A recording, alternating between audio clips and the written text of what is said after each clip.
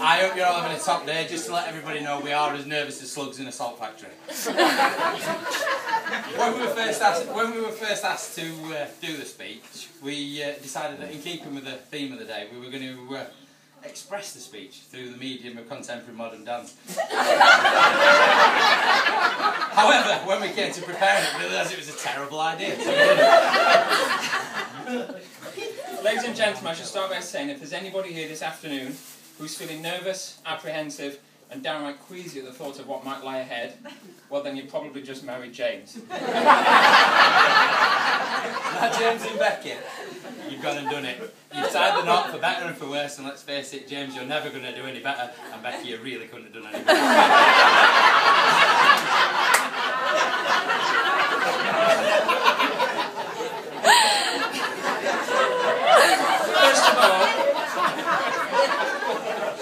I'd like to thank James for asking us to be his best man.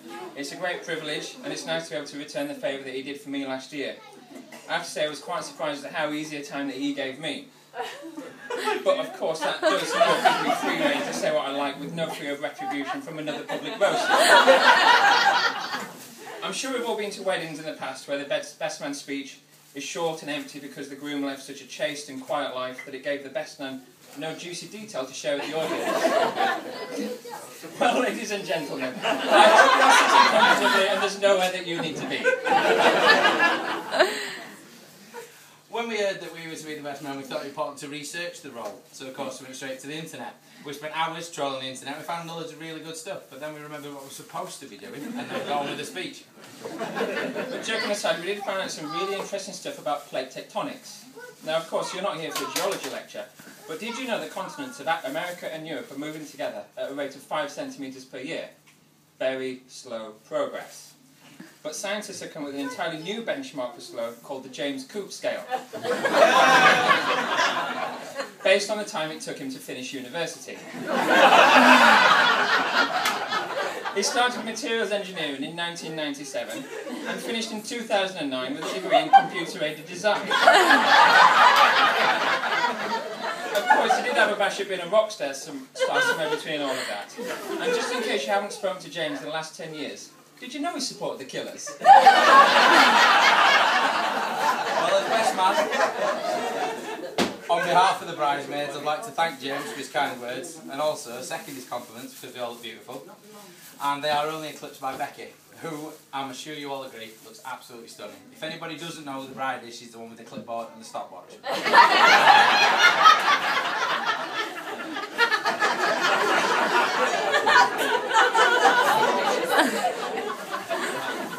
As Reg already touched on, for those of you that don't know the story of how James and Beckie met, it was at mine and Corenza's wedding last year, where, shall we say, James fully embraced his role as best man. Beckie being a bridesmaid, probably a little bit high on emotion, and maybe having sampled a little champagne, me and Corenza being out of the way, James saw his chance and took his opportunity. And we can safely say that the aforementioned James Coupe scale does not apply here. I wonder if Linda's ever wondered where James had been the following morning when she bumped into him,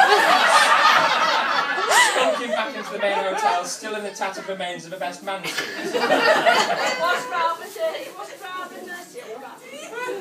Of course, what followed was your classic whirlwind romance. They arranged a date for later in that week, but I'd already seen each other about 3 times before that date came around. And as I recall, we came back from our honeymoon to find them living together. A lot of people ask me what it is that Beckie sees in James. And having known James since we were kids, I can honestly say I haven't got a clue.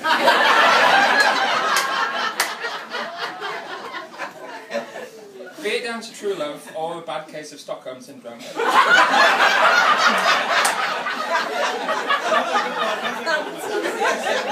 Beckie didn't hesitate to say yes when James popped the question last December. However, she did have time to think about it, given James's complete inability to keep a secret and blurting out his plans of a grand New Year's surprise proposal. And so 15 months later, and after just the odd trip to A&E, we're all here to share their special day. And on a serious note, I have known James for a long time, and it's clear to me that he absolutely adores Beckie. and will do anything for her. I'm sure they're going to have a long and happy future together, especially now he's seeing exactly what Reg can do with a crossbow.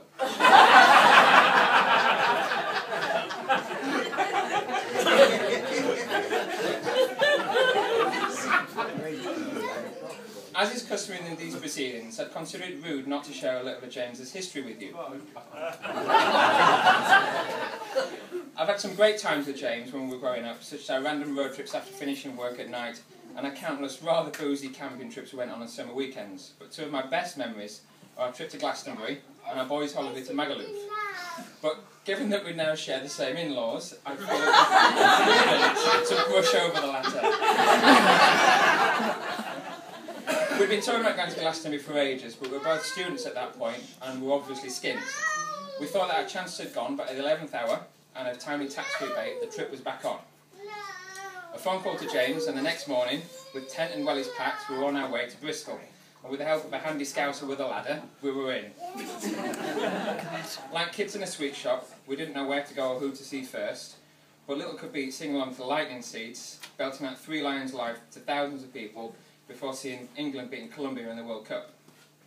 Unfortunately, that involved being packed into a field full of sweaty hippies while the heavens opened, and we spent the rest of the week living like a couple of troglodytes. But I don't think either of us would forget our culinary triumph we were forced to create. Hungry, no money, and no gas left in the stove, but with the rain finally stopping, we were faced with the challenge of doing it Ray Mears style. After a couple of hours swearing at a pile of damp wood and a lighter, our banquet was ready. And I can tell you that super noodles have never tasted so good. I've known James since we were at infant school together, but really it was only when we went to sixth form that we properly became friends. Our A-level chemistry classes were a mixture of Bunsen burner fireworks, magnesium smoke bombs, and other fire-based fun. That was until James's enthusiasm progressed to pathological pyromania. I remember the look of panic on our chemistry teacher's face when she walked over to our bench to find a beaker full of alcohol belonging to the innocent girl sat next to us quietly ablaze.